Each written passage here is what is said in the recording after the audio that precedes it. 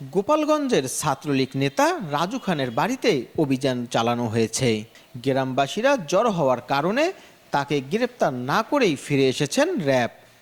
রোববার রাতে সদর উপজেলার শহরতলি ঘোষের চরে এই ঘটনা ঘটে।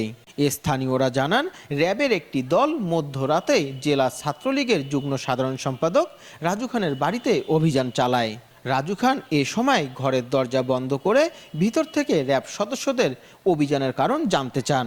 র্যাব সদস্যরা কোনো উত্তর না দিয়ে ঘরের দরজা ভাঙার চেষ্টা করলে রাজু খান ভয়ে ফেসবুক লাইভে চলে আসেন। তাকে বাঁচাতে গ্রামবাসীদের কাছে আবেদন জানান। তাড়াতাড়ি সব মহিলা নিয়ে এসো, লাইভ দাও প্লিজ, আমার বাঁচান, আপনারা সবাই আসেন, আমি মিটিল মিসিং করি, এটি আমার অপরাধ নাইনি। একই সাথে আত্মহত্যার হুমকি দেন রাজু খান।